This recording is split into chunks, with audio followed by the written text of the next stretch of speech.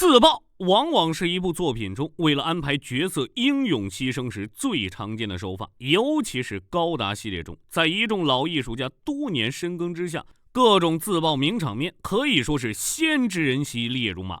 不过不知各位有没有好奇过，到底是什么样的神人第一个想到了把自爆当成一种必杀技呢？小提示，此人有着淡紫色的头发，穿着无袖衣服，名字开头第一个字是马，没错，他就是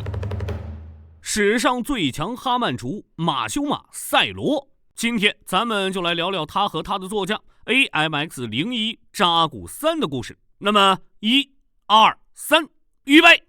離脱しろ。アマン様、万歳！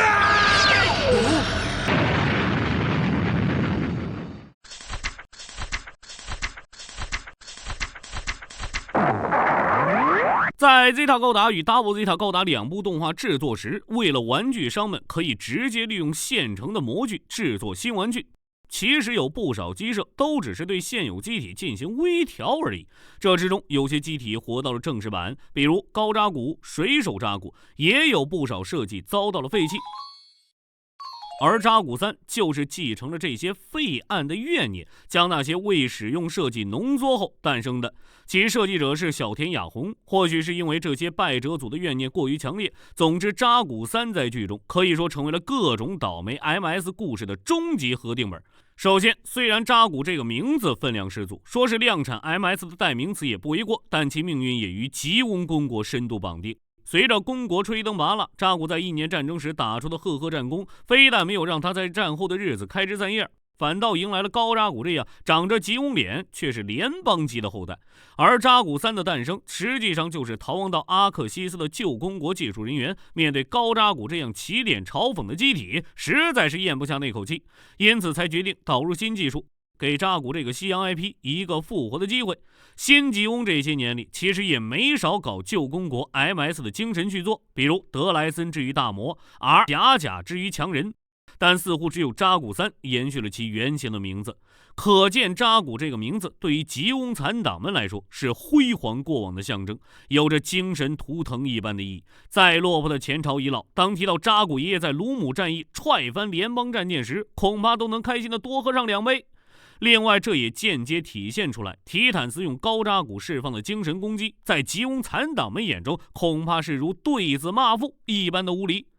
不过，虽然这台机体诞生于 MS 整体向恐龙化发展的第一次新吉翁之乱时期，但设计师们可能是为了向经典致敬，所以并没有选择追这个潮流，将扎古3设计为多功能重武装化的机体，而是延续了扎古系列一直以来的卖点，重视泛用性与性能平衡进行设计的，并通过各部位的通用接口更换多种多样的选装件，从而实现针对任务的功能特化。其背包除了用于一般空间机动作战的型号以及扎古3改的型号外，还存在用于中距离航行的型号，以及旨在强化运动性的试作品等。此外，机体的推进系统也得到了大幅强化，其纸面输出功率甚至超过了前1年爽吃西瓜冰的铁奥，拥有匹敌第4代 MS 的美丽数值。虽然其性能足以证明阿克西斯技术人员赌上微信开发的价值，但作为高性能化的代价，机体变得大型化且成本高昂。作为以易于使用为卖点的扎古系机体，其规格多少显得有些性能过剩了。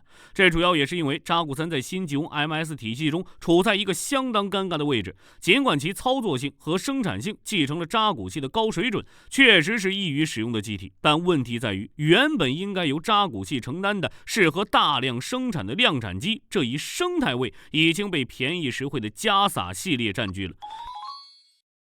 扎古3的大型化与高成本化有一部分原因就是自己的老位置被占据后的无奈之举。从这一点来说，他的处境其实非常接近当年与初代扎古争夺主力机宝座的那台幽灵机体兹达。不得不说，真是30年河东30年河西啊！当年的扎古胜过了兹达时，估计也想不到自己的末裔竟然陷入了与兹达同样的困境。不过即便如此，扎古3依旧是安排了少量的固定武装，比如其前裙甲位置就安装了2门光束炮作为隐藏武器。只不过比起同期开发的其他机体来说，扎古3还是相当收敛了。除了嘴炮之外的武器也非常丰富，扎古3有一把可以下挂刺刀的光束步枪。这是沿用了2甲甲的同款武器，而机体前裙甲上内藏的光束炮还贴心的安装了辅助握柄，使用时可以握住握柄，将裙子掀起来瞄准敌人。不过既然说到同期，那就不得不提扎古3机身的最大竞争对手 AMX-014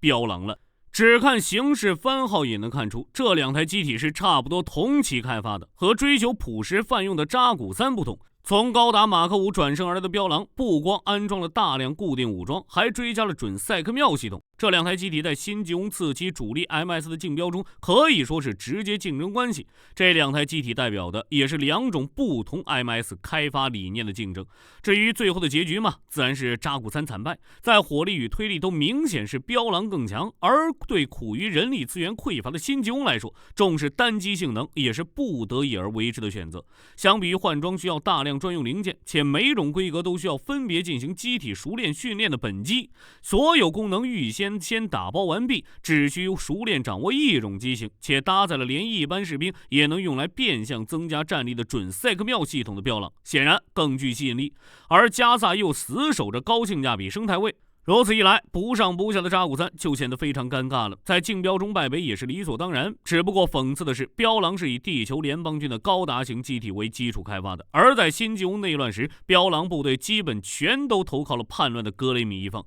不过比起其他竞标失利的机体来说，扎古3这个落魄贵族的结局还是要好一些的。由于当时已处于第一次新吉翁战争末期，实际上扎古3还是生产了相当数量并投入战线。常见的涂装并非扎古同款的绿色，而是以灰色为主。拜此所赐，在新吉翁败亡后，扎古3的存世数量依旧可观，在不少吉翁残党中都能看到他的身影，甚至有些宇宙海贼都能通过乱七八糟的门路入手这台机体。这之中最著名的一个例子，便是在0096年围绕拉普拉斯之河的动乱中，袖长老旗下的残党中便有一台扎古3贡献了嘴炮名场面。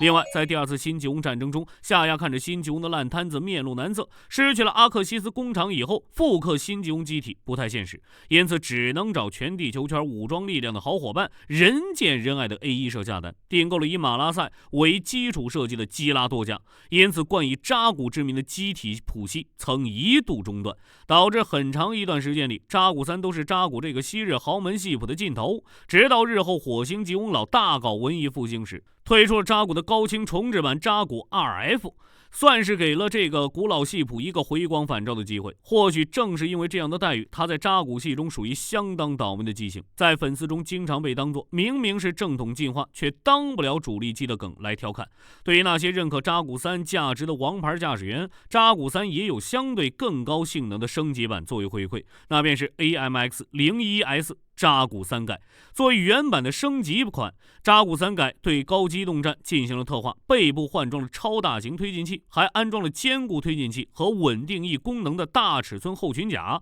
推进剂的储量也提升数倍。如此一来，改型相比原版，机动力和运作时间都延长了不少。原版的嘴炮也被取消，取而代之的是2门30毫米火神炮的型号。原本的裙甲光束炮也增设了新功能，现在可以把光束炮口取出，作为光束军刀使用。强化改修后的扎古3改被交给了哈曼应援团团长马修马驾驶。和寻常机体不同，他的专用机还搭载了生物传感器，并且涂装也选择了扎古系列一脉相承的墨绿色。在格雷米掀起叛乱之后，新吉翁一分为二，此时马修马驾驶着扎古3站在哈曼一侧，只不过这时他因为强化过度，穿上了非常世纪末的无袖军装，变成了终极哈曼出形态，并与标狼部队展开激战。以少对多，再加上性能本就不占优，最后理所当然会陷入劣势。当被标狼束缚住四肢即将战败时，马修马的突然暴走进入了超级吉翁人形态，精神力形成的臂障弹飞了射来的光束。只不过这股精神力扎古3本身也难以承受，因此最终产生大爆炸，将附近的标狼也卷入其中，算是报了竞标时的一箭之仇。没想到最后就连死法也和兹达一模一样。而超级哈曼厨马修马也因此战成为自爆仙人希罗诞生前高达系列最著名的一位自爆大师。另外，在暮光的阿克西斯中还出现过一台红色的扎古3改，这台一眼便知是夏亚个人配色的机体，实际上是哈曼大人以夏亚会回到自己身边为前提，专门为他定制的专用机。他真的，我哭死！机体性能本身自不必说，涂装也贴心地还原了他在1年战争时期的座驾，不难看出哈曼的一往情深。只不过这台下压专用机美中不足的一点，就是新吉翁没有下压。即便是投奔奥古，并在之后重整新吉翁时，夏亚都没有开过这台机体，总感觉已经可以脑补出总帅大人嫌弃的眼神了。因此，这台机体也成了夏亚根本没碰过的夏亚专用机，就这么在阿克西斯的仓库中吃灰，直到暮光的阿克西斯中才被再次启动起来。不过，其实，在越高达中还登场过刑部一平设计的扎古斯。作为扎古3的后继机，扎古斯非常有刑部的个人特色，装甲厚重，周身配备大量喷口，指挥官专用的版本更是有着堪比夜鹰，只能用肥厚来形容的后裙甲，以及尺寸巨大的热能斧。只不过这副造型是否好看，那就真的只能是见仁见智了。扎古系列的重机体中，您最喜欢哪台呢？欢迎在评论区中留言讨论。那么本期视频内容就到这里，我们下期视频再见。